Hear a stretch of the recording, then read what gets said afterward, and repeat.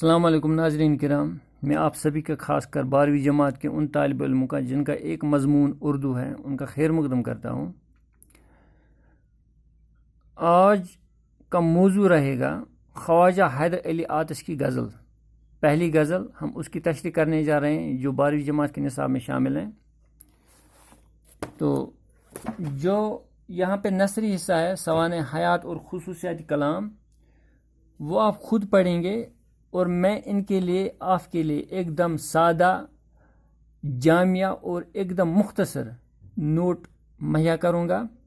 لیکن جو شاعری حصہ ہے غزل یعنی غزل کی تشریح، اس کی تشریح کرنا بہت ضروری ہے، وہ صرف نوٹ سے سمجھ میں نہیں آئے گی، اسی لیے ہم سیدھا غزل کی تشریح کرنے جا رہے ہیں۔ جو سوانح حیات اور خصوصیات کلام ہے وہ آپ خود پڑھیں گے، میں اس کے لیے آپ کو نوٹ مہیا کروں گا اپنے واٹس ایپ گروپ میں، جو ہم نے اسکول کا واٹس ایپ گروپ بنایا ہے اس میں آپ کو اس کے لیے نوٹ مہیا کروں گا۔ ہم غزل کی تشریح کرنے جا رہے ہیں۔ جو پہلی غزل ہے خواجہ حیدر علی آتش کی، میں اس کو ایک بار دہراتا ہوں، پڑھتا ہوں۔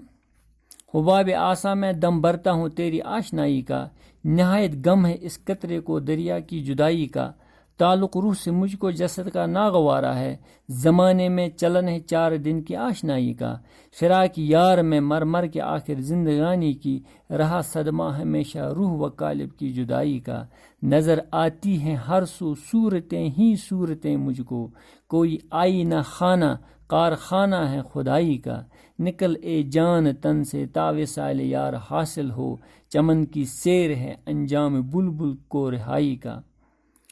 پھر وصال یار کا وعدہ ہے فردائے قیامت پر، وصال یار کا وعدہ ہے فردائے قیامت پر، یقین مجھ کو نہیں ہے گور تک اپنی رسائی کا، نہیں مٹتی ہے پتھر کی لکیر احباب کہتے ہیں، رہے گا پائے بت پر نقش اپنی جب بسائی کا، دل اپنا آئینے سے صاف عشق پاک رکھتا ہے، تماشا دیکھتا ہے حسن اس میں خود نمائی کا۔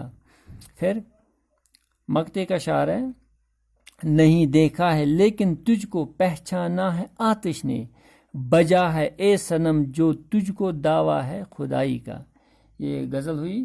ہم اس کے مشکل الفاظ دیکھتے ہیں۔ یہاں پہ آپ ان مشکل الفاظ کے جو معنی میں نے لکھے ہیں، آپ ان کو نوٹ کرنے کے لیے یہاں پہ آپ اسکرین شاٹ بھی اٹھا سکتے ہیں۔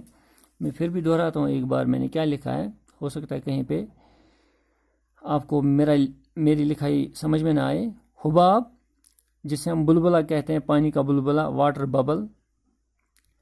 آسا ہوا مانند کی طرح، جب ہم کسی چیز کو کسی سے تشبیہ دیتے ہیں، جیسے ہم بولتے ہیں وہ چیز سفید ہے دودھ کی طرح، یا وہ دودھ کی طرح سفید ہے، وہی ہوا مانند کی طرح۔ آشنائی واقفیت یا جانکاری، جسد کہتے ہیں جسم کو، باڈی کو، انسانی جسم کو، یعنی ہمارا جسم، اس کو ہم جسد بولتے ہیں۔ فراق ہوا جدائی، قالب ہوا یہاں غزل میں قالب کا مطلب ہے انسان کا جسم۔ جب اینٹیں بنانے والے اینٹیں بناتے ہیں، وہ ایک سانچے میں اس مٹی کو ڈالتے ہیں، جیسا وہ سانچہ ہوگا ویسی پھر اینٹ بھی بنتی ہے، جو کچھ ڈیزائن اس سانچے کا ہوگا ویسی پھر اینٹ بھی بنتی ہے، تو اس سانچے کو بولتے قالب۔ تو یہاں پہ مراد ہے قالب سے انسان کا جسم۔ سو ہوا طرف، خانہ کہتے ہیں گھر کو، وصال ہوا صحبت یا ملاپ یا ملنا یا ملن۔ فردائی ہوا کل، آنے والا کل، غزل میں مقصود ہے قیامت سے، یعنی جو آنے والے کل کی قیامت ہے۔ گور ہوا قبر، احباب کہتے ہیں دوست کو یا ساتھی کو۔ جبہ سائی، جبہ کا مطلب ہو، جبہ جبین سے نکلا ہے، جبین کا مطلب ہوتا ہے ماتھا، تو جبہ سائی کا مطلب ہوا ماتھا جھکانا، یعنی اپنا سر جھکانا، سجدہ کرنا، ماتھا ٹیکنا۔ خود نمائی ہوا خود پسندی یا تکبر بھی یا نمائش بھی۔ پھر آخری لفظ ہے بجا، بجا کا مطلب ہوتا ہے جائز، درست، مناسب، جیسے ہم بولتے ہیں آپ کی بات بجا ہے، مطلب یعنی آپ کی بات حق ہے، آپ کی بات جائز ہے، آپ کی بات صحیح ہے۔ تو یہ ہوا الفاظ معنی۔ ہم شروع کرنے جا رہے ہیں. تو پہلے مطلع کا شعر ہے، یعنی غزل کا پہلا شعر مطلع کا لغوی معنی ہوتا ہے طلوع ہونا. تو یہاں سے شاعر اپنی غزل کو شروع کرتا ہے. تو مطلع کے دونوں مصرے جو ہوتے ہیں وہ ہم قافیہ اور ہم ردیف ہوتے ہیں.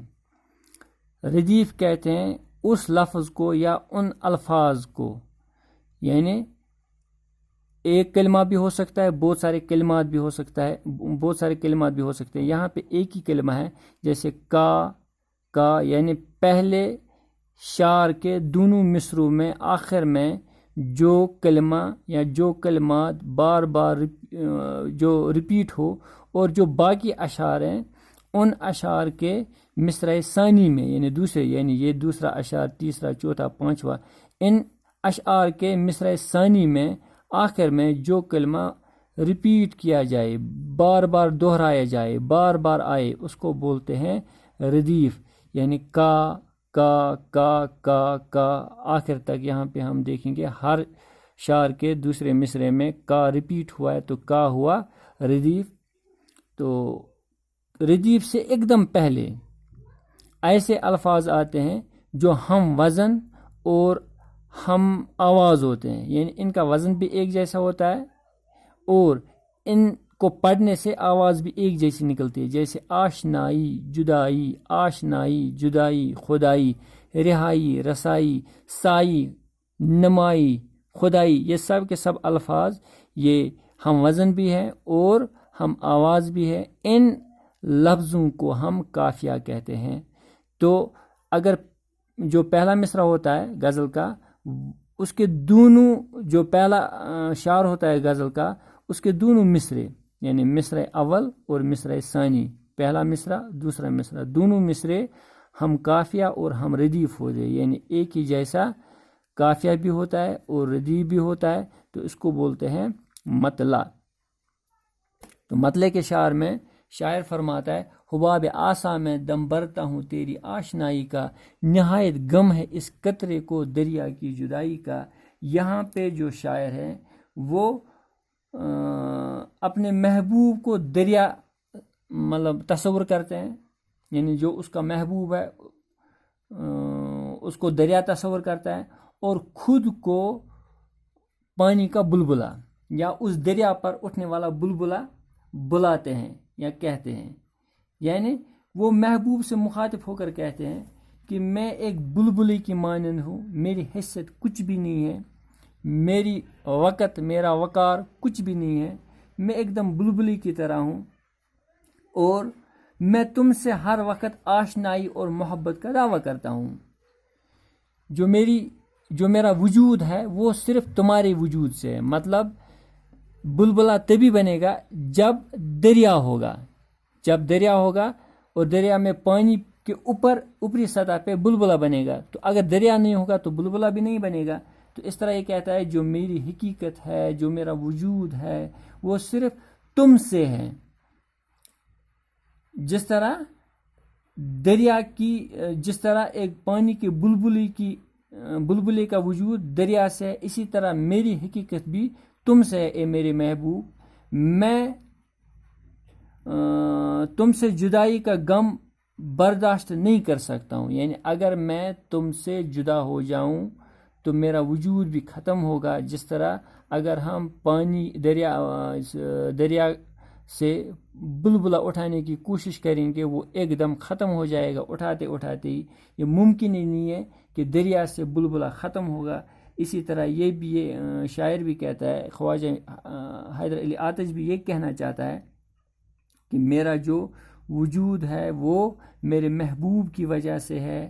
میں اس کی جدائی کا غم ایک دم برداشت نہیں کر سکتا ہوں. یعنی تمہاری جدائی جو ہے وہ میرے لیے موت ہوگی. اگر تم مجھ سے جدا ہوئے تو میرا وجود بھی ختم ہوگا. تمہاری جدائی میں بنتے ہی نیست و نابود ہو سکتا ہوں. گویا تمہاری جو جدائی ہے میں برداشت نہیں کر سکتا ہوں. میری حقیقت تم سے ہے. یعنی اے میرے محبوب، جو میری حقیقت ہے، جو میرا وجود ہے، جو میرا ہونا ہے، وہ صرف تم سے ہے. اس لیے میں ہر آن ہر وقت تمہارا ہی دم بھرتا رہتا ہوں. تو یہ شعر عشق حقیقی سے منسلک ہے. یہاں پہ شاعر کا جو محبوب ہے وہ اللہ تعالیٰ ہے. اس کی کہنے کا مطلب ہے کہ اے اللہ تعالیٰ، میرا وجود بھی تمہارے وجود سے ہی ہے. میں تمہاری ذکر کے بغیر ایک دم زندہ نہیں رہ سکتا ہوں. میں ہر آن ہر وقت تمہاری یاد میں گزارنا چاہتا ہوں. تو دوسرا شعر، تعلق روح سے مجھ کو جسد کا ناگوارا ہے، زمانے میں چلن ہے 4 دن کی آشنائی کا. یہاں پہ 4 دن ہم اس جگہ استعمال کرتے ہیں، یعنی تھوڑے وقت کے لیے، یعنی 4 دن کی چاندنی، یعنی تھوڑی دیر رہنے والی خوشی. 4 دن کا مطلب ہوا عارضی یا کچھ ہی دنوں کے لیے یا مختصر وقت کے لیے. تو یہاں پہ شاعر کیا کہتا ہے؟ تعلق روح سے مجھ کو جسد کا ناگوارا ہے، یعنی جو انسانی جسم کا تعلق ہے انسانی روح سے، مجھے وہ گوارا نہیں ہے، یعنی مجھے وہ پسند نہیں ہے. کیوں نہیں پسند ہے؟ زمانے میں چلن ہے 4 دن کی آشنائی کا. کیونکہ یہ جو زمانہ ہے، یہ جو ہماری زندگی ہے، یہ بہت ہی مختصر ہے. کچھ ہی دنوں بعد، مختصر وقت کے بعد ہم اس روح سے، یعنی ہمارا روح اس جسم سے جدا ہو جاتا ہے، الگ ہو جاتا ہے. اسی لیے شاعر یہ کہنا چاہتا ہے کہ جسم اور روح کا تعلق جو ہے وہ بہت کم عرصے کے لیے ہے، اس لیے یہ مجھے گوارا نہیں ہے. تعلق روح سے مجھ کو جسد کا ناگوارا ہے، یعنی مجھے ناگوارا کا مطلب ہوا گوارا نہ ہونا، برداشت نہ ہونا، پسند نہ آنا. جو انسانی روح کا انسان کے جسم سے تعلق ہے، مجھے وہ ناگوارا ہے، مجھے وہ پسند نہیں ہے، مجھے وہ گوارا نہیں ہے. کیوں نہیں ہے؟ کیونکہ زمانے میں چلن ہے 4 دن کی آشنائی کا. تعلق تو ابدی اور ہمیشہ کا ہونا چاہیے تھا. جو تعلق ہمیشہ کے لیے رہے وہ ہونا چاہیے تھا. لیکن انسان عارضی ہے، دنیا میں کچھ دنوں کے لیے دنیا میں زندہ رہتا ہے، آکے پھر اس کو جلد ہی واپس چلا جانا پڑتا ہے. اسی لیے اس کو اس جسم کا انسان کے روح سے جو تعلق ہے وہ گوارا نہیں ہے. یہ جسم اور روح کا جو تعلق ہے تو یہ دنیائی زندگی میں محض 4 دن کا ہے. بہت تھوڑے وقت کے بعد روح جسم سے جدا ہو جاتا ہے. اس لیے اس ناپائیدار اور عارضی تعلق کو شاعر گوارا نہیں کرتا ہے. وہ چاہتا ہے کہ تعلق تو ہمیشہ کے لیے ہونا چاہیے. پھر تیسرا شعر ہے، فراق یار میں مر کے آخر زندگانی کی، رہا صدمہ ہمیشہ روح و قالب کی جدائی کا. یعنی شاعر یہاں پہ اپنے آپ کو قالب یعنی جسم سے اور اپنے محبوب کو روح سے تشبیہ دیتے ہیں. یہاں بڑا خوبصورت شعر ہے. شاعر خود کو قالب کہتا ہے اور اپنے محبوب کو روح کہتا ہے، اور یہ فرماتا ہے کہ ہم نے جو اپنی زندگی ہے یہ اپنے محبوب کی جدائی میں گزاری، اور اس جدائی کی زندگی میں یعنی جو میں نے محبوب کی جدائی میں اپنی زندگی گزاری، بہت مصیبتیں اٹھائی، بہت اذیتیں اٹھائی، بہت تکلیف مجھے پہنچی. محبوب کی جو جدائی ہے گویا جیسے روح کے بغیر اس مردہ جسم کو میں جیلتا رہا. یعنی جو میں نے محبوب کی جدائی جیلی تو سمجھو میرا جسم بغیر روح کے تھا. جب روح جسم سے جدا ہو تو جسم بے معنی ہو جاتا ہے. یعنی جب تک انسان کے جسم میں روح نہ ہو تو انسان کا جسم بے معنی ہے، وہ صرف جسد ہو کے رہتا ہے، وہ صرف باڈی ہوتی ہے، ہم اس کو انسان نہیں کہہ سکتے ہیں. اسی طرح میری زندگی بھی بے معنی ہے، کیونکہ میری زندگی میں محبوب کی جدائی تھی یا جدائی ہے. اس طرح میرا محبوب میرے لیے روح کی طرح ہے اور زندگی بر مجھ سے دور رہا. یعنی میں زندگی بر جسم سے روح کی جدائی کے صدمے سے جوجھتا رہا یا دوچار رہا.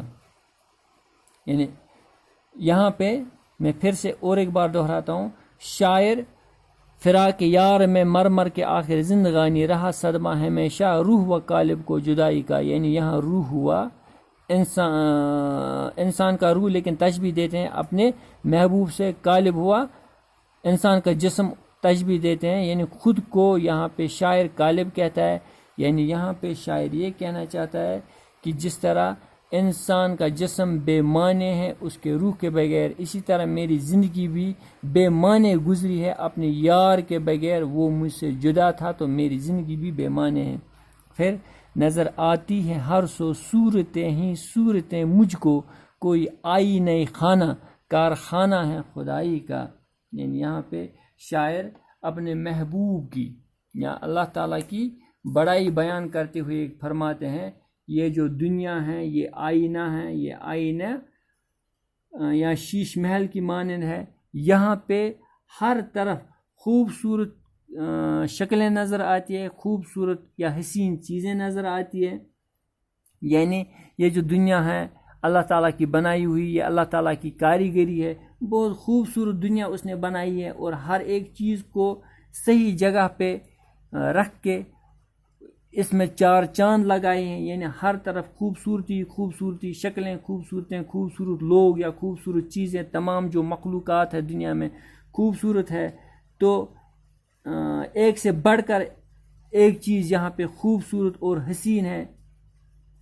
یعنی یہاں پہ شاعر یہ کہنا چاہتا ہے کہ اللہ تعالیٰ نے ہر ایک چیز دنیا میں خوبصورت بنائی اور صحیح جگہ پہ رکھ کے ان کی خوبصورتی کو دوبالا کیا، اور یہی چیز واضح ثبوت ہے اس چیز کا کہ اللہ تعالیٰ کا کارخانہ ہے، یہ کام صرف اللہ تعالیٰ کا ہے، یہ کام کسی کا ہو ہی نہیں سکتا ہے، بس یہی خدائی کا ثبوت ہے کہ اتنی خوبصورت چیزیں اس نے ہمارے لیے بنائی، چاہے لوگ ہوں خوبصورت، چاہے باقی مخلوقات ہو خوبصورت، یہ سب کے سب خوبصورت اللہ تعالیٰ نے ہی بنائی۔ نظر آتی ہے ہر سو صورتیں ہی صورتیں مجھ کو، کوئی آئی نہیں خانہ کارخانہ ہے خدائی کا، یعنی یہ خوبصورت دنیا جو اللہ تعالیٰ نے بنائی، اس میں خوبصورت چیزیں بسائی اس نے، خوبصورت شکلیں صورتیں اس نے بنائی، بس یہ اللہ تعالیٰ کا ہی کام ہو سکتا ہے، کسی اور کا کام نہیں ہو سکتا ہے۔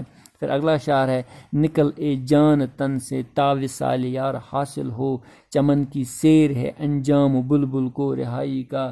یہاں پہ شاعر فرماتے ہیں کہ مجھے، یہاں پہ شاعر فرماتے ہیں کہ اے جان، یہ خود کو مخاطب کرتے ہیں اور کہتے ہیں کہ جب میری جان سے میرا روح نکلے گا تب مجھے اپنے یار کا، اپنے محبوب کا دیدار نصیب ہوگا، مطلب کہ جس طرح ایک بلبل کو قید میں رکھا جاتا ہے، پھر اب اس کو آزاد کریں گے تبھی تو وہ چمن کی سیر کر پائے گا، چمن کا لطف اٹھا پائے گا، ایک دم اسی طرح میری جان بھی ابھی قید میں ہے۔ جب میری جان میرے جسم سے الگ ہو جائے، جب میرا روح میرے جسم سے الگ ہو جائے گا تب میں سمجھوں گا کہ میں آزاد ہو گیا، کیونکہ جب میرا روح میرے جسم سے نکلے گا تبھی تو میرا دیدار میرے محبوب سے ہوگا۔ یہاں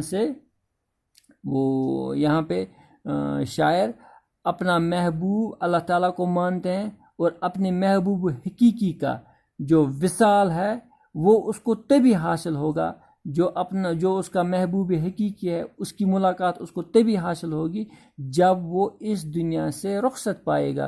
رخصتی تبھی ہوگی جب اس کا روح اس کے جسم کو چھوڑ دے گا۔ وہی ہوا، نکل اے جان تن سے، اے میرے روح میرے تن سے نکل، میرے جان سے نکل، میرے جسم سے نکل، تا وصال یار حاصل ہو، تاکہ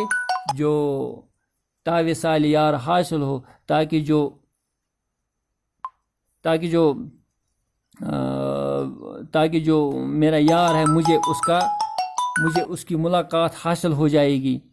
چمن کی سیر ہے انجام بلبل کو رہائی، جس طرح ہم بلبل کو قید رکھتے ہیں، اگر اس کو چمن کی سیر کروانی ہے تو اس کو آزاد کرنا ہے، اسی طرح اگر مجھے بھی اپنے یار کا دیدار کرنا ہے تو مجھے بھی اس دنیا سے چلے جانا ہے۔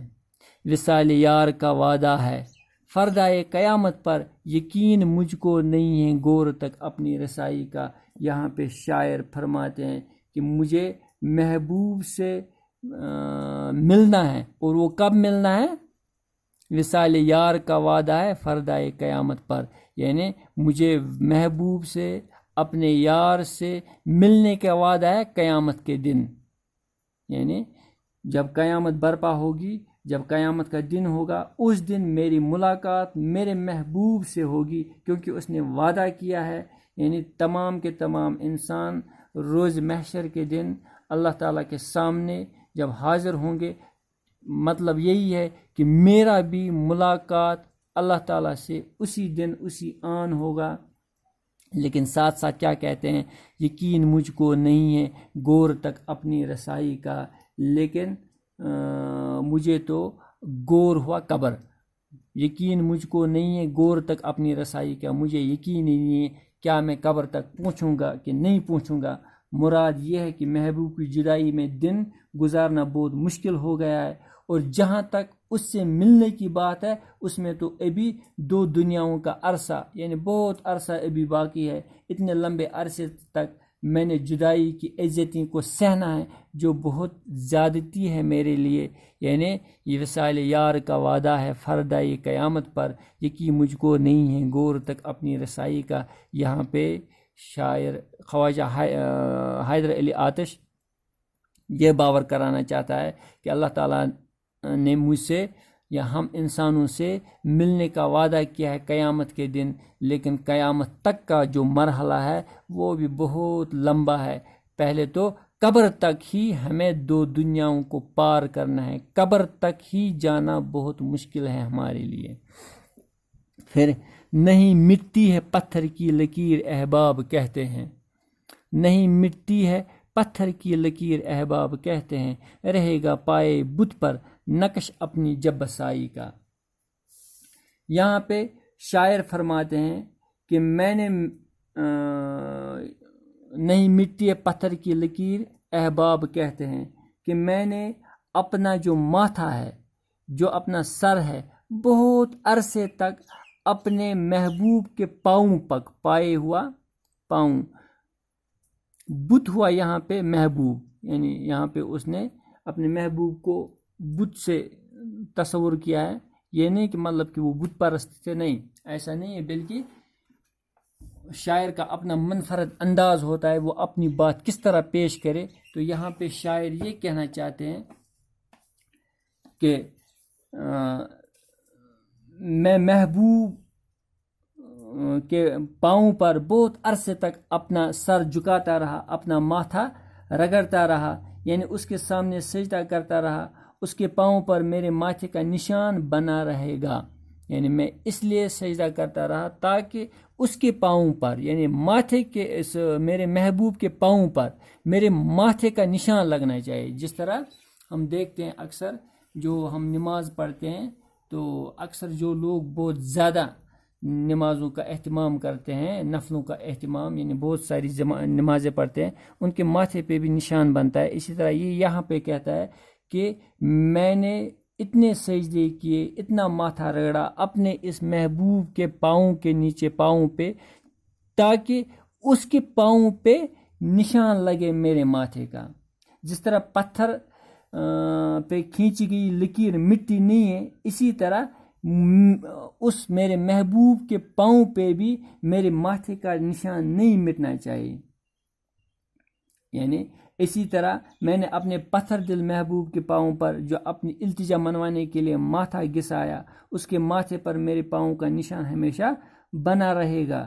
شاعر نے محبوب کو بت سے تشبیہ دی ہے، یعنی جو اس کا محبوب ہے، محبوب حقیقی، اس کو اس نے یہاں پہ بت سے تشبیہ دی ہے یہ سمجھانے کے لیے، اور وہ بھی پتھر کے بنے ہوئے بت سے۔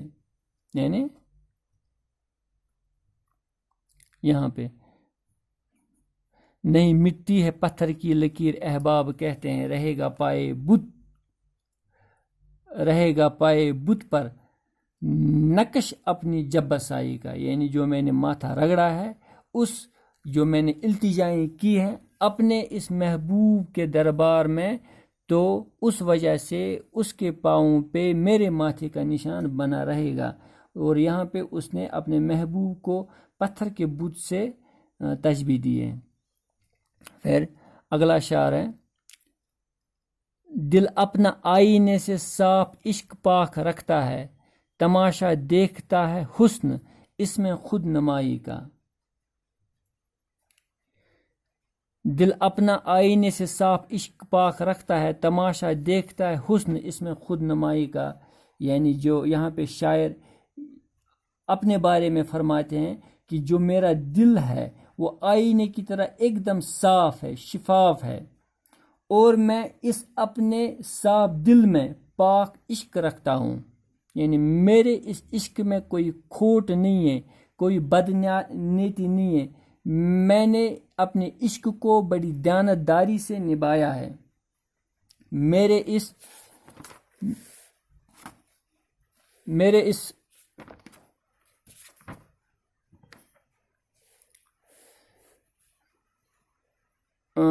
جو میرا محبوب ہے، میرے اس آئینے جیسے پاک و صاف دل میں محبوب اپنی خود نمائی کا تماشا دیکھتا ہے۔ یعنی جو میرا محبوب ہے، جو میرا محبوب ہے وہ میرے عشق کی قدر نہیں کرتا ہے، وہ میرے عشق کی لاج نہیں رکھتا ہے۔ یعنی محبوب کو میرے پاک و صاف عشق سے برے دل کی کوئی قدر ہی نہیں ہے، وہ ہر حال میں غرور اور خود نمائی کا مظاہرہ کرتا ہے۔ یہاں شاعر یہ کہنا چاہتا ہے کہ میری نیت ایک دم درست ہے، میری نیت ایک دم صاف ہے، جو میں عشق کرتا ہوں اپنے محبوب سے وہ ایک دم آئینے کی طرح صاف ہے۔ میں اپنے صاف و پاک دل سے اپنے محبوب کو چاہتا ہوں، اور اپنے صاف و پاک دل سے اپنے محبوب کی قدر کرتا ہوں۔ لیکن جو میرا محبوب ہے وہ اپنی خود نمائی کا تماشا دیکھتا رہتا ہے، اس کو میرے عشق کی قدر نہیں ہے، وہ میرے پاک و صاف عشق کو اچھی نگاہ سے نہیں دیکھتا ہے، اس کو اس کی قدر ہی نہیں ہے، وہ ہر حال میں خود نمائی کا مظاہرہ کرتا ہے۔ پھر آخر جو مقطع کا شعر ہے، یعنی مقطع کا مطلب ہوتا ہے قطع کرنا یا کاٹنا۔ یہاں پہ شاعر اپنی غزل اختتام کو پہنچاتا ہے، تو یہ آخری شعر ہوا۔ اور اس مقطع میں یعنی آخری شعر میں جہاں پہ شاعر اپنا تخلص بیان کرے، اپنا تخلص لکھے، تو اس کو بولتے ہیں مقطع۔ تو یہاں پہ بھی خواجہ حیدر علی آتش وہ تخلص کرتے تھے، تو یہاں پہ اس نے اپنا تخلص بیان کیا ہے۔ نہیں دیکھا ہے لیکن تجھ کو پہچانا ہے آتش نے، بجا ہے اے صنم جو تجھ کو دعویٰ ہے خدائی کا۔ یہاں پہ شاعر یہ کہنا چاہتا ہے، اپنے محبوب حقیقی سے مخاطب ہو کر یہ فرماتے ہیں، یہ کہتے ہیں کہ اے میرے محبوب، میں نے تو تجھے نہیں دیکھا ہے اپنے آنکھوں سے، یعنی تم وہ دیکھنے والی چیز نہیں ہو، میں نے تم کو نہیں دیکھا ہے اپنے آنکھوں سے، تم نظر نہیں آتے ہو مجھے، لیکن تجھ کو میں نے پہچانا ہے۔ یعنی دیکھا تو نہیں ہے، البتہ مجھے آپ کی جو عظمت ہے وہ میرے دل میں اتری ہے۔ میں نے تمہیں نہیں دیکھا ہے لیکن تمہاری عظمت میرے دل میں اتری ہے، میں تم کو اچھی طرح پہچانتا ہوں، آپ کتنے قدرت والے ہیں، آپ کیا کر سکتے ہیں، وہ سب مجھے سمجھ میں آیا، یعنی میں تمہاری اچھی پہچان رکھتا ہوں۔ بجا ہے اے صنم جو تجھ کو دعویٰ ہے خدائی کا، جو آپ کی یعنی اے میرے محبوب، یعنی محبوب حقیقی اللہ تعالیٰ سے مخاطب ہے، اے میرے محبوب یعنی اے اللہ تعالیٰ، جو آپ دعویٰ کرتے ہو اپنی خدائی کا وہ ایک دم سچ ہے، ایک دم حقیقت ہے، اس میں کوئی دو رائے نہیں ہے، اس میں کوئی فرق نہیں ہے۔ جو آپ اپنی خدا ہونے کا دعویٰ کرتے ہیں اس میں کوئی بھی شک و شبہ نہیں ہے، یعنی میں اعتراف کرتا ہوں کہ تم ہی خدا ہو، اور جو تم اپنی خدائی کا دعویٰ کرتے ہو اس میں کوئی شک و شبہ نہیں ہے، وہ ایک دم حق ہے، وہ ایک دم سچ ہے۔ تم میں جو خوبیاں اور خصوصیات ہیں انہیں دیکھ کر میں یعنی خواجہ حیدر علی آتش یہ کہنا چاہتا ہے کہ میں تمہیں محبوب حقیقی مانتا ہوں، دو جہانوں کا مالک مانتا ہوں، اور تم جو دعویٰ کرتے ہو خدائی کا وہ ایک دم بجا ہے، ایک دم حق ہے، ایک دم بجا ہے۔ اے صنم یعنی اے میرے صنم، اے میرے محبوب، وہ بجا ہے وہ بات کیا جو تجھ کو دعویٰ ہے، جو تم دعویٰ کرتے ہو خدائی کا، جو تم خود کو خدائی کا دعویٰ کرتے ہو، یعنی تم خدائی کا دعویٰ جو پیش کرتے ہو وہ ایک دم سچ ہے۔